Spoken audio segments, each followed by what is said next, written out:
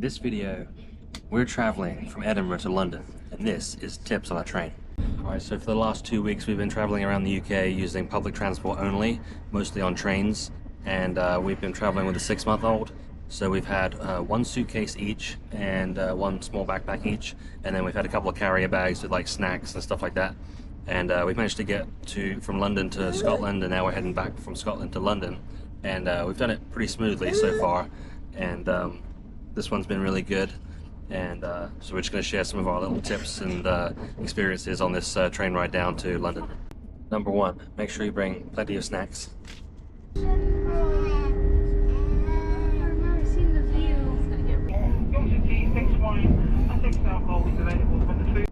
Little treat, having some mince pies. And some Kit Kats. And some Kit Kats. There's the ocean over there. Wow. So considering we're bringing so much stuff, we try to get on the train as soon as it gets to the station. And if you can see up here, those are all our luggages. And thankfully we had plenty of space to get them up there. And we're trying to be very polite and ask people, is it okay if we stick ours up there if it's sort of above their seat? Mostly it's above our seat. Also we booked a table, so we've got 4 seats, including one for EVs, just because we've got all these bags. So we booked 2 child tickets and 2 adult tickets for this, so we can have this whole space that we're not getting in anyone's way. Alright, so a lot of these fast trains have like a little food service area where you can pick up like coffee and tea and like a bacon roll or something like that. So Brooke's just gotten us a couple drinks each, so we're gonna have these. I think Evie likes Mummy's new Harris Tweed bag here. You like it? You want one too? So, you may see in the point. That was ours. Okay. So one tip I would give you is that if you have multiple trains in one day, make sure you give yourself plenty of time between each train in case there's a delay. Because on the way up here we were delayed by about 30 minutes getting up to King's Cross. And because I had given us about 2.5 hours between the trains, it was not a big deal at all. We still have plenty of time to get the little one changed, get some lunch, and then get on the next train. Another tip I would give you is that if you obviously know where you're going, make sure you book in advance. That way you can get seats like this where we've got all of us in one spot, and then that way you can be a bit more comfortable. I very much like this train ride because it starts off in Scotland and you leave the lowlands, and then you travel through the English countryside, and I've always loved watching the English countryside. So Evie's very much interested in Mummy's new bag, 4B. which she got at a place called the Islander, and there's several locations around Edinburgh if you guys are interested in making one of those. It was so much fun. I loved it. It was worth it. Behind me is the North Sea.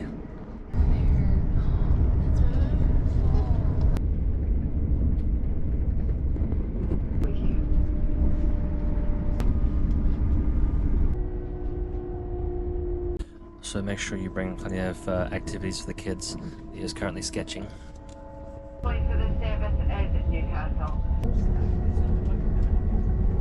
See it, say it, sort it. Yes. Anyways, so guys, the video you saw the penguin.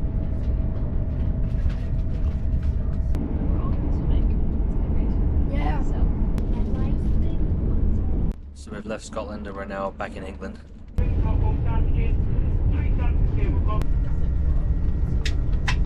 So another tip I would give you is that you should try and pack as light as possible. Not only does it make it easier to move around, especially on public transport, but it also gives you a little bit of space to bring home souvenirs as well.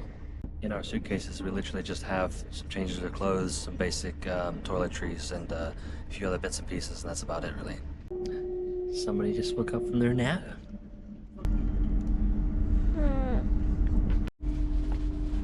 Uh-oh, on my phone. Uh-oh, don't need that. We are currently stopped in Newcastle. So another tip to use is that if you're using public transport, make sure that you stay at a hotel close to it so you don't have to lug your luggages for a long distance. The hotel that we stayed at in Edinburgh was literally right across the street from the station, so we didn't have very far to haul the luggages.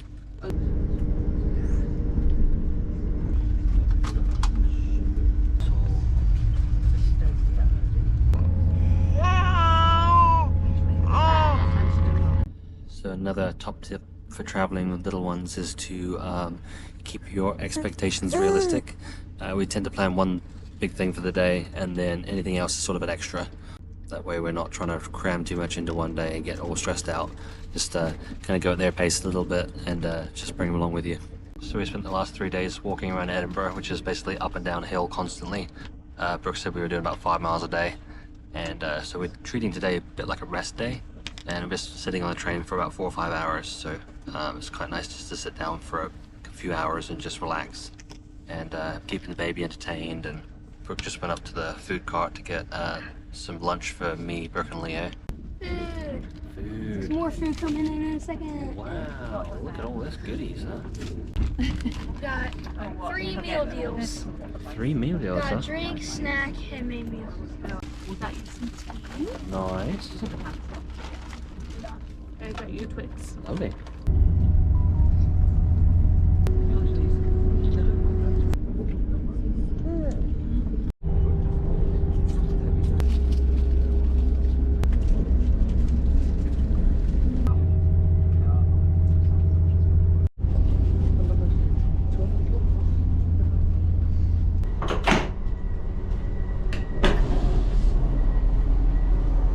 Alright, so while we were going slowly, I decided to go ahead and change Evie.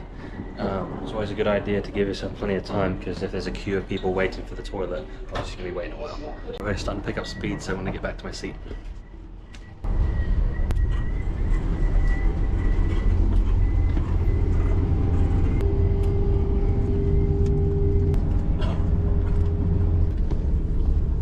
Okay. You can have your desserts. Ooh. Yeah, I think you could basically sum it up that pack light, give yourself lots of time, and pace yourself, and that's the best tips I can really give you for traveling with kids.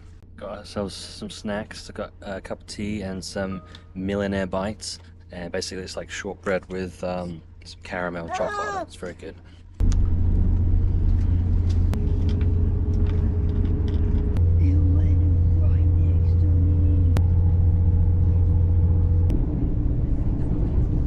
Alright, Brooke, what are your top tips for traveling?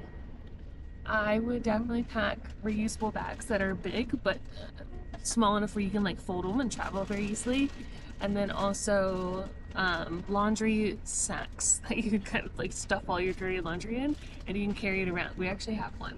That's a laundry sack there, and that one, once it's empty, you can fold it, and it folds like this big.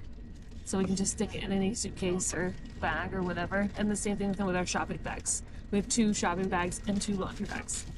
Any other tips? Oh, adapters. Oh yeah, make sure you bring adapters when you go to a different country. Oh, I just thought of one too. To bring a water bottle. Oh yeah, definitely bring a water bottle, because especially when you're driving through the airport, you can bring it on empty, like through security, and then fill it up when you can pass security.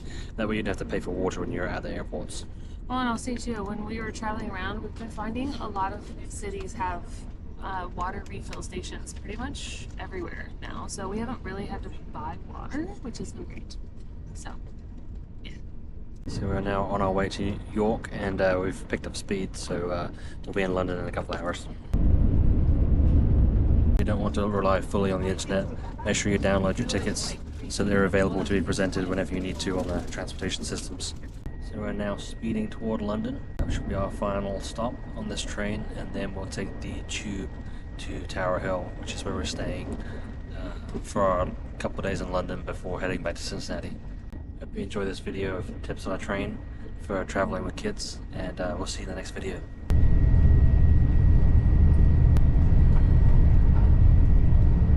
If you like this video, make sure to like and subscribe. We put out new videos every week.